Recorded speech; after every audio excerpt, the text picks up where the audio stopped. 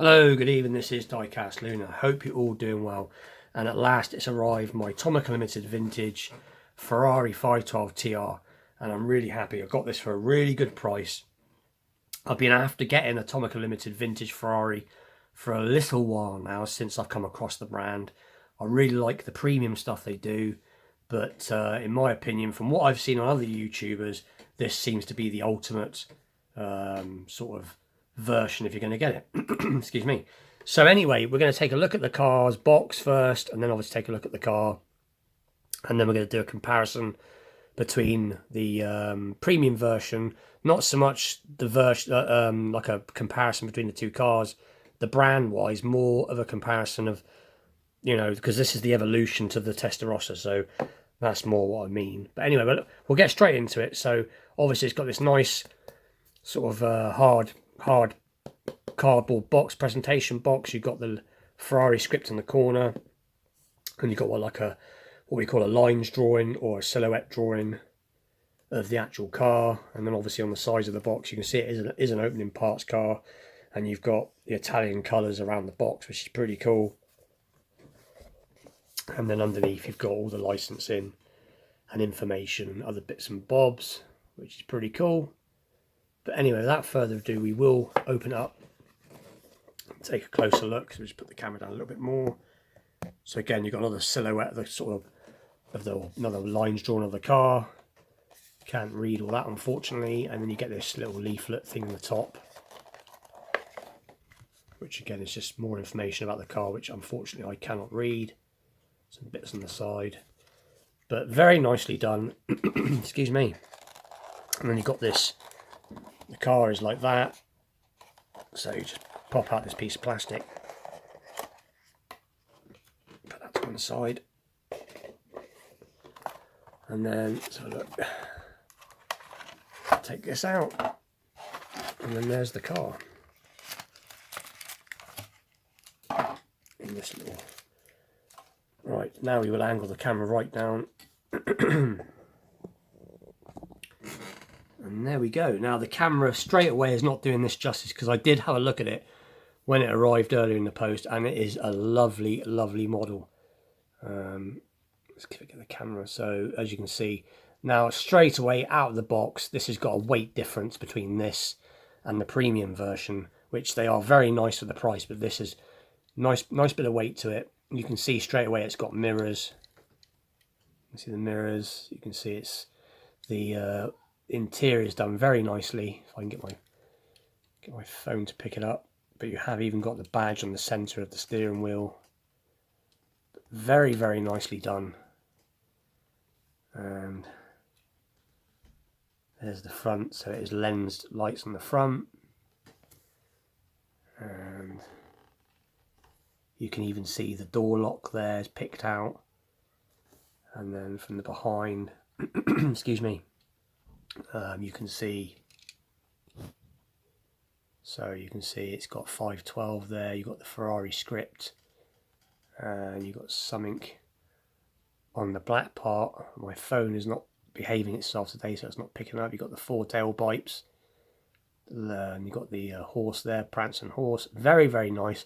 And like I said, being this is obviously the TLV version, so let's just sort this camera out a second. Hang on 2 seconds.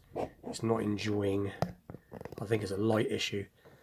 But being this is the limited vintage version, you have got a metal base, rubber tyres, and it looks like the tyres on the back are slightly wider than the front, which is a nice touch, which is very cool. Now, which I'm not knocking Mini GT before I get bashed over that, but I have noticed my friend's got some Mini GTs. I've yet to buy some, and that's one thing I've seen with the Mini GT. They don't seem to have wide wheels on the back and narrows on the front, because some cars, some of the high performance cars, do have slightly wider tyres to the front, and that is something I like about this. It has got ever so slightly wider tyres on the back to the front, which is cool. But anyway, this is in 1/64 scale. And like I said, being it's a TLV, they are to scale. But it is very, very nice. Like I said, the camera is not doing it justice. We'll have a little look at the engine So let's get it to open. And there is the engine, which you can see goes right down. But this is very nice in the hand. Like I said, I'm not doing it. This is not doing it justice. This is very, very nicely detailed. I do believe it is a 4.9 litre and it is a flat 12. So it's not a V12, it's a flat 12 engine. But very, very nice. Very, very impressed with it. And like I said, it rolls nice. But a little bit of information on these cars. The 512 was the evolution of the Testarossa, and it was production started in 1991. They had a 0 to 60 time of 4.3 seconds and a top speed of 196 miles per hour. So they weren't far off the same sort of ballpark speed as the F40. I think the F40 may have cracked 200 mile an hour, but you know, even by today's standards, these are quite quick. And like I said, it's got a 4.9 litre flat 12.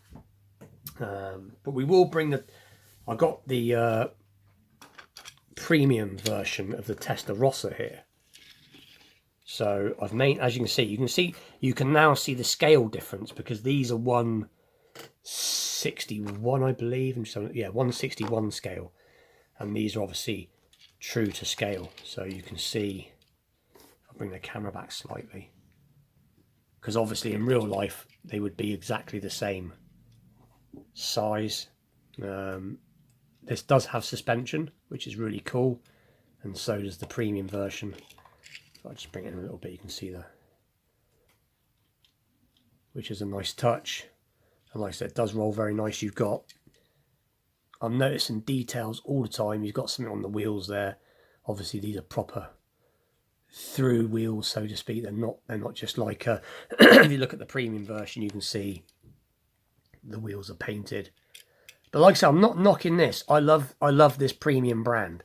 It's very cool. I just wanted to show the difference in the scale sizes when you're buying premium to buying a TLV, and obviously the slight differences in the car, because obviously the main differences in the car in real life. Now these would be to scale if they were to scale, the main difference is the front end's different, as you can see. It's very slightly different, and I think the backs are the same. It's similar, very similar, but you can see there's a bit difference there in the back. But like I said, this took over from the Testarossa, and which put that on the side. And the Testarossa wasn't as quick as this. I can't remember the stats on the Testarossa. I know it was a similar size engine, 4.9 sort of V12.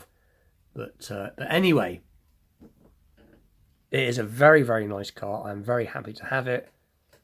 And like I said, I highly recommend, if you don't have one of these, picking one up.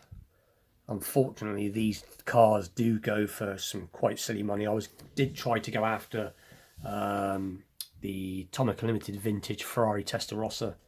Sorry, not Testarossa, F40. And they are selling for like upwards of £120. And this wasn't anywhere near that.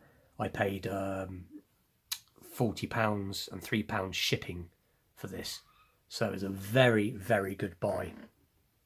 But anyway, please like and subscribe if you like this kind of content. Sorry, had a bit of a hard day today. Content, and stay tuned, because I've got some more restoration videos coming out this week and other bits and bobs. And thank you to all my new subscribers for all the support, and I will see you all very soon.